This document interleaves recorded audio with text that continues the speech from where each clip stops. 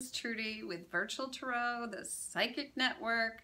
Please join our Psychic Network. You saw the pink flag on the thumbnail.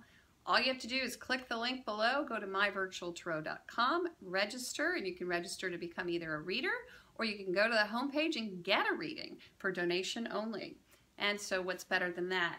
You would communicate direct. And let me mention, if you have registered or are thinking about registering, make sure that you include your contact information, be that an email address, be that your Facebook page, be that some way for the audience to get in touch with you, because this is at this point outside of Virtual Tarot, the Psychic Network. You will directly contact one another.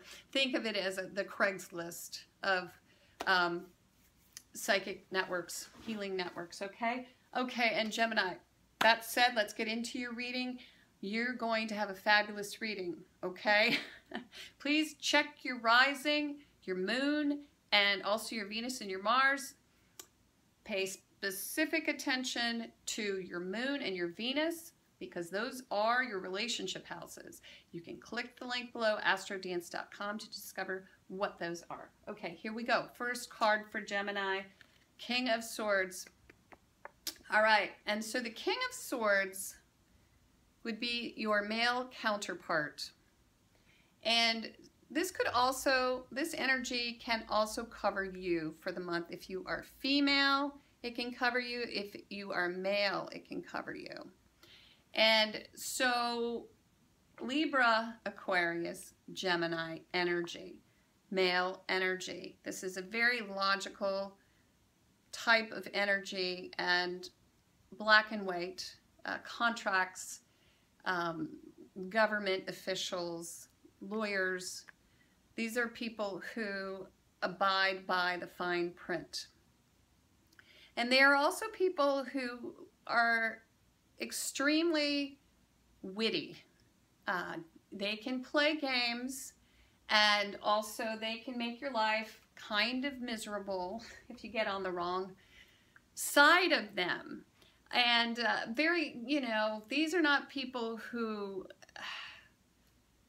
are all warm and fuzzy. Let's just put it that way, Gemini. And so the energy this month is, it can be a little tense, and you might feel that tension sort of surrounding the month.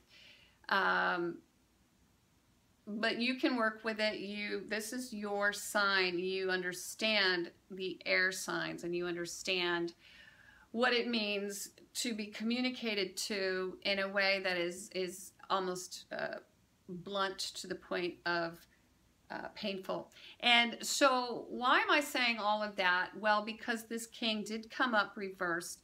And so watch out a little bit. It's just a bit of a warning, Gemini. When you're signing contracts, just pay specific attention to contracts. Pay specific attention to those who may come into your environment. And I just like, this is energy, okay? So I'm feeling as if some of the energy coming at you might not be exactly comforting. Okay. Now, if you're in a relationship and your spouse has air, or you're coupled with someone who has air in their chart, this just means they're just having, they're a little angry this month, taking little pieces out of you. And that's okay. It's just everybody sort of gets there. And so it can also mean that you, in the work environment, there's like a little bit of gossip going on. You're not feeling as comfortable as you would like to, but do actually watch out a little bit for this king. Now, you might also, this type of energy can also relate to communication and even digital, anything data-driven, this can relate to. And so you may want to just make sure you back up all your files. And I always say that when I see this king come up, because sometimes it's just like, you know, moving backward in terms of data or losing data. Now we're moving out of retrograde, and so what does that mean? Well, we're right on the edge, right on the cusp, and so this card also could turn around, but it's just a little bit of a warning, Gemini, and let's see what is happening for you. Okay, this is an excellent card, and I will say I love this card. It's a 10 of Pentacles, and so this is about legacy. This is about creating something that can sustain you and those around you, family. It's also creating an environment that feels very good. It can mean that you're joining a family. It can mean that you're welcome into a family. It can mean that your family has come together again. It can mean that this is the payoff for this King of Swords, and dealing with him. This family is strong and substantial, even though there's been some gossip and some stuff going on in the background. It feels as if it's all going to resolve itself right away, because this is coming up right away, right on the heels of this king. And so maybe there's, if you are separated, and I'm hearing this for some of you, if you have past relationships, this person may resurface, or this type of energy, this bickering kind of thing might resurface, but it's going to turn around, and you're actually going to feel that for some reason it's actually made the family stronger. And maybe that's because you're inspired to cement some relationships because of this turmoil. It just kind of, you know, gives you a reason to get even closer to your family, or to the family that you may have had with someone else, you know, children from a previous marriage, that type of thing. I'm hearing that come up. But overall, 10 of Pentacles speaks to inheritance and inheriting a good family, solid tradition. If you have concerns about children, or you're concerned that the family isn't strong, let that go, because this is a good month to come together in October and celebrate one another, and you're gonna, that is really gonna feed you, and so focus on that. Oh, this is interesting. Okay, so this came up for Aquarius.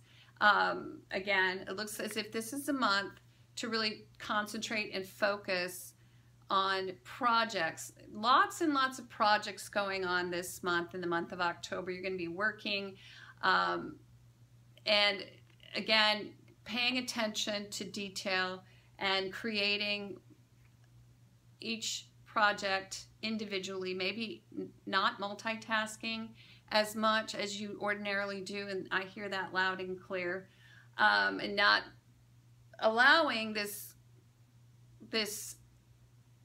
intellectual, like, bad juju distract you. And I hear some of that. There's some distraction going on this month a little bit. There may be a ruling that is not in your favor, and whatever that means, it's like a thumbs down Caesar kind of thing, which can take you off your game a little bit. That opens the beginning of the month, and so you're going to be able to cement some relationships, and that's really your challenge, to stay focused and to cement some of your relationships so that you can create all of these projects and keep everybody happy again. So making money, focused on making money, and focused on the family, again, cementing relationships. Those things are all coming up for you this month. Last card to come up. Oh, we get it again, Judgment. Okay, so using your best judgment. And so whenever I see this card, I always think of an epiphany, and meaning that the lights are turned on, and once they are, you see that which was in the dark in a completely new way. And that's really what this card is all about. It's really about turning on the lights to take a really good look at your situation, and that's really how you change your situation, by seeing it for what it really is. And again, we had this come up for Aquarius. This seems to be the energy that's, our air signs are a little bit distracted this month. But really pulling back just a little bit to remember what it is that you're on planet Earth to do. And again, this is a reading for love, but it seems to me as if this month is really, it's more about paying attention to where you want to go. Even, and I've heard this before, can you envision the future you? Can you envision yourself 5 years down the road? Can you see yourself 5 years down the road? And if so, where are you? And I think that is a really good place to start this month, because we're moving into 2017, okay? Can you believe it? I can't even say it, 2017. And so we're moving toward 2017. And in order to rise to the occasion of 2017, we kind of have to pull our head out of the sand a little bit and look up. And what is important to you, what this reading is telling me, is that cementing these relationships, that is number one. Cementing these familial relationships, because a 10 would be the ultimate culmination of all of this hard work that you've done to create this legacy. And so your legacy that you leave behind, it's really all about stepping out of the shadow of who you can be and putting yourself in a position to actually become this person in the next 5 years who it is that you know you should be.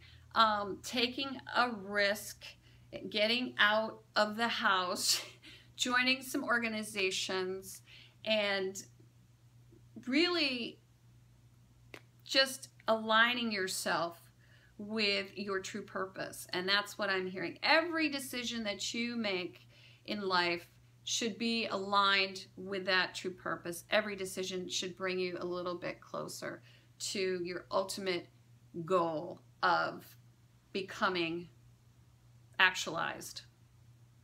And I love that. And you know, this is a really great reading. A little bit of a warning from Spirit too, that you can become unfocused, you can multitask, and you can lose your way. And often what other people say about us will allow us to lose our way. And it seems as if the month opens with some of that, where you're feeling just dinged and nicked a little bit. There's this energy that's all around you, and so it's difficult to trust and just relax at the beginning of the month, because you feel it and you know that in your gut that you have to kind of stay on your toes and watch your back, kind of thing. And so again, Spirit is saying that type of energy can become very distracting, and so you need to know exactly where you're going, and that will allow you to sort of push that aside. I'm not exactly sure, for some of our Geminis, they may be in relationship with somebody who just like picks and nags and takes little pieces out of you with their tongue. That is a possibility. Now, if that's going on with you, again, you're going to have to find a way to not bury your head in your work and to know who you are and to stand firm and move toward the next iteration of you.